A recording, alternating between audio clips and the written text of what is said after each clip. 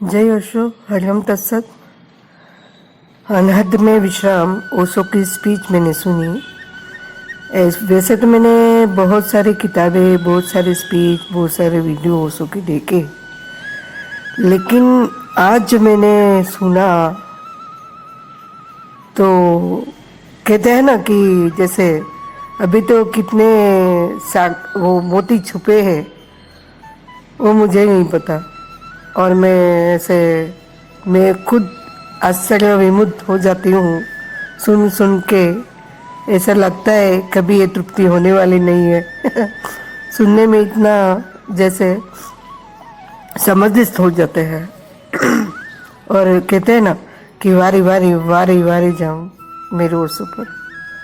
तो यही बस मेरी तो मनोदशा है और मैं कहना चाहेगी कि ऐसी मोस्ट ऑफ धारणा नहीं है सब लोगों की कि ओशो के पास इतने बड़े बड़े आश्रम, इतनी बड़ी सब गाड़ियाँ और वो इतने लग्जरियस में रहे। तो मीन्स लोगों की जो ऐसे धारणा होती है तो ऐसे कहते हैं कि भैया संत लोग तो ऐसे बस 2-3 जो कपड़े होते हैं और एकदम सिंपल सी झुपड़ी में ऐसे रहते हैं।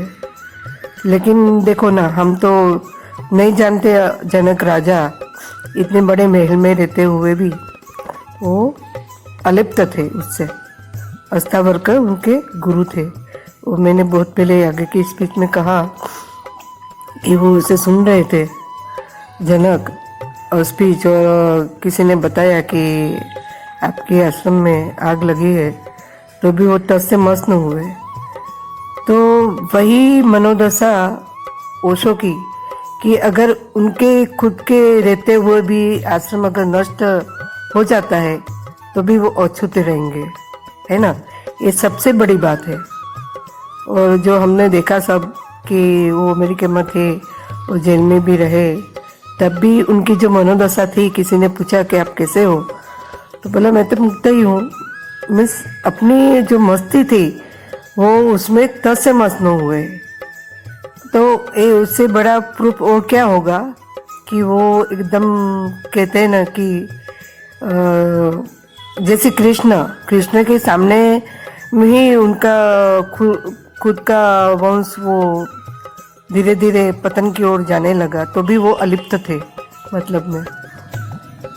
तो यही बात होती है कि जीते जी ही उन लोगों को कभी कभी ऐसा देखने पड़ते हैं, लेकिन उसकी जो क्षमता होती है, अपने आत्मबोध में जो रमन करते हैं उनको वो जरा भी छूता नहीं है। जैसे कादव में कीचड़ रहते हैं और कादव उसको छूता नहीं, है ना।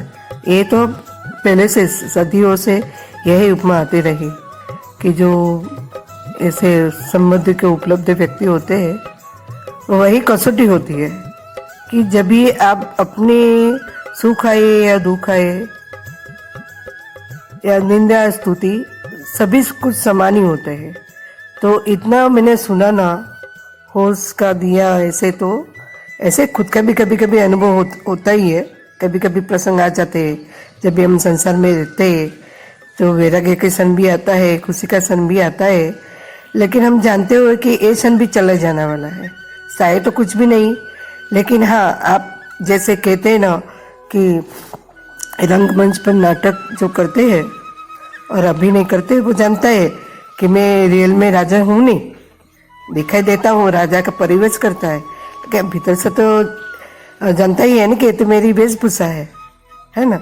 हाँ, लेकिन अहम ब्रह्मास्मि वो तो सत्य है। अहम ब्रह्मास्मि उसने जब भी कहा, सब अपने को भगवान घोषित किया, तभी उन्होंने सबके भीतर बैठे हुए परमात्मा का ये उनका हमेशा का सेंटेंस रहा कि अंत में सबके भीतर बैठे हुए परमात्मा को प्रणाम करता हूँ। तभी तो किसी नहीं कहा कि नहीं आप ऐसा मत करो, आप पहुँचे हुए, हम तो अभी वही है ना। तो ये एनकरेज करने की बात है, अपने सामने वाले के भीतर भी वही परम तत्व छुपा है, उसको जगाने की बात है। तो अस्तु, तो ओशो ही है। ओशो हमेशा ग्रेट है वो कहने की ज़रूरत नहीं है, कहने की बात नहीं है, सब जानते ही है। और शिवोहम हम लोगों ने जो कहा है पहले से, हम लोगों ने मीन्स जो हमेशा ऐसे चलता आया है, एक वह है अपने भीतर की खुशियों को बांटने का। अपने भीतर जो कहते हैं ना कि आनंद समुद्र छलकता है। देखो कभी कभी है ना भाषा वर्ड फिसल जाते हैं कभी कभी, जानते हुए भी मैं ऐसे कुछ। देखो ये कोई अवार्ड लेने की बात नहीं है कि मुझे कोई अवार्ड मिल जाएगा, मैं इतने वो करती हूँ ऐसा कुछ नहीं। मैं तो ओशो की इतनी, जैसे कृष्ण के प्रति मीरा दीवानी थी वैसे ही मैं अब भी दीवानी हूँ। तो वारे जाऊँ तेरा तुझको अर्पण क्या लागे मेरा। ओशो ही ओशो है मेरे लिए, तो ओशो ओशो ओशो ओशो ही है बस, और कुछ नहीं। तेरा तुझको अर्पण क्या लागे मेरा, ये टाइटल मुझे बहुत पसंद है, उनकी किताब रही।